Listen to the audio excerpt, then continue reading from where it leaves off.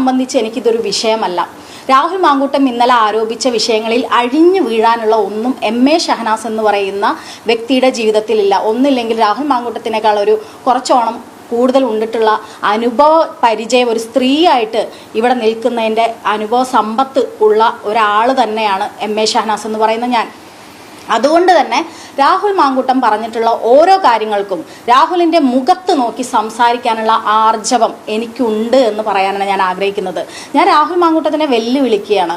ഇന്നലെ ഹാഷ്മിക്ക് മുന്നിൽ ഇരുന്നത് പോലെ എനിക്ക് മുന്നിൽ ഒന്ന് ഇരുന്ന് തരാനുള്ള ധൈര്യമുണ്ടോ എന്ന് ഞാൻ വെല്ലുവിളിക്കുകയാണ്. ഇനി അതല്ല, രാഹുൽ മാങ്കൂട്ടത്തിൻ്റെ വീട്ടിൽ പോയിട്ട് രാഹുൽ മാങ്കൂട്ടത്തിനോട് അവൻ പറഞ്ഞിട്ടുള്ള ഇത്തരം മുഴുവൻ കാര്യങ്ങളെയും ചോദ്യം ചെയ്യാനുള്ള കപ്പാസിറ്റി ഉള്ള ഒരു സ്ത്രീയാണ് ഞാൻ എന്തെങ്കിലും ഒരു കാര്യം നിങ്ങളോട് മുന്നിൽ അല്ലെങ്കിൽ സമൂഹത്തിന് മുന്നിൽ വന്നു പറയുന്നുണ്ടെങ്കിൽ അതിലെനിക്ക് ഉത്തമ ധാരണയില്ലാതെ ഞാൻ പറയില്ല. രണ്ടാമത്, ഒരു സ്ത്രീ എന്ന രീതിയിൽ, ഒരു എഴുത്തുകാരി എന്ന രീതിയിൽ, ഒരു പബ്ലിഷർ എന്ന രീതിയിൽ ഞാൻ പലതരത്തിൽ സമൂഹത്തിൽ ഏത് മേഖലയാണ് ഞാൻ പറയേണ്ടത്, ഇവിടെ സ്ത്രീകളായിട്ട് ആക്റ്റീവായിട്ട് നിൽക്കുന്ന ഓരോരുത്തർക്കും അറിയാം എന്താണ് നമ്മൾക്ക് മെസ്സേജ് അയച്ചു വരുന്ന എത്ര കോഴികളുണ്ട്. എല്ലാവർക്കും എതിരെ നമുക്ക് പരാതിയും കേസുമായിട്ട് പോകാൻ പറ്റുമോ? കൊടുത്ത കേസുകൾക്ക് എന്താണ് നീതി കിട്ടുന്നത്? ഞാൻ രാഹുൽ മാങ്കൂട്ടം എന്ന് പറയുന്ന വ്യക്തിക്ക് പാർട്ടിക്കുള്ളിൽ പോലും പരാതി നൽകാത്ത ആളാണ്.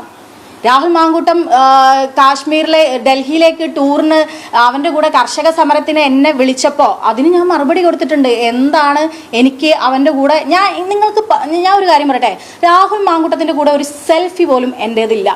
അവൻ പറയുകയാണ് ഇന്നലെ ഷഹനാസ് എൻ്റെ സുഹൃത്തായിരുന്നു, ഷഹനാസ് പറഞ്ഞപ്പോൾ ഞാൻ നെട്ടിപ്പോയി എന്ന്. ഓരോ സ്ത്രീയെയും എങ്ങനെ മാനിപ്പുലേറ്റ് ചെയ്യണമെന്ന് അറിയുന്ന ഒരു പീഡന വീരനാണ് രാഹുൽ മാങ്കൂട്ടം. ഞാൻ പറയട്ടെ, ഒരു ഭർത്താവ് വന്നിട്ട് പരസ്യമായിട്ട് പത്രപ്രസ്താവന നടത്തിയില്ലേ, എൻ്റെയും ഭാര്യയുടെയും പ്രശ്നങ്ങൾ പരിഹരിക്കാൻ എന്ന വ്യാജേന രാഹുൽ മാങ്കൂട്ടം എന്ന് പറയുന്ന MLA വന്നു.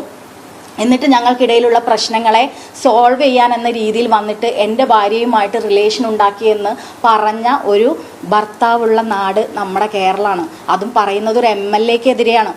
ആ MLAക്കെതിരെ ഇത്തരം കാര്യങ്ങൾ പറഞ്ഞ് അപ്പോൾ ഒരു ഫാമിലിയിൽ പ്രശ്നം ഉണ്ടാവുകയാണ്. രണ്ട് ഭാര്യയും ഭർത്താവും ഒക്കെ ആകുമ്പോൾ പ്രശ്നങ്ങൾ ഉണ്ടാവും എന്നൊക്കെ എല്ലാവർക്കും അറിയാം. ആ പ്രശ്നത്തിൽ ഇടയിൽ കയറി ചെന്ന് അവരുടെ പ്രശ്നം തീർക്കാനെന്ന വ്യാജേന പോയിട്ട് അവരുടെ ഭാര്യമാരെ മിസ്യൂസ് ചെയ്ത് ലൈംഗികമായി ചൂഷണം ചെയ്ത്, നീ ഒരു വിവാഹം കഴിച്ച ആളാണ്, നിന്നെ എനിക്ക് വീണ്ടും, ഞാൻ വിവാഹം കഴിക്കാത്ത ഒരു യുവ MLA ആണല്ലോ, അപ്പം ഞാൻ വീണ്ടും നിന്നെ വിവാഹം കഴിക്കണമെങ്കിൽ എൻ്റെ വീട്ടുകാരും എൻ്റെ അമ്മയും ഒക്കെ സമ്മതിക്കണമെന്നുണ്ടെങ്കിൽ നീ പ്രഗ്നൻ്റ് ആവേണ്ടതുണ്ട് എന്നിലൂടെ എന്ന് പറഞ്ഞിട്ട് പ്രഗ്നൻ്റ് ആക്കുക. എന്നിട്ട് ഗർഭചിത്രം ചെയ്യുക. അവനൊരു ഫാർമസി ഉണ്ടെന്നാണ് ഞാൻ കേട്ടിട്ടുള്ളത്.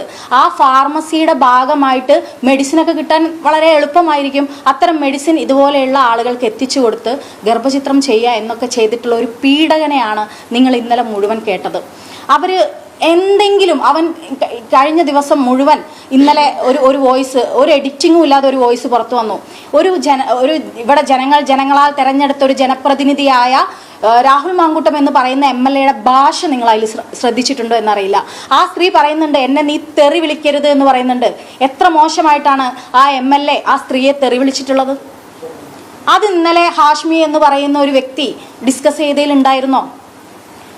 നിന്നെ കൊല്ലാൻ എനിക്ക് എത്ര സമയം വേണമെന്ന് ഒരു മനുഷ്യൻ അദ്ദേഹത്തിൻ്റെ അധികാരം ഉപയോഗിച്ച് പറയുമ്പോൾ അതിനെതിരെ പ്രതികരിക്കാൻ ഉത്തരവാദിത്വ ബോധമുള്ള ഒരു സ്ത്രീയാണ് ഞാൻ.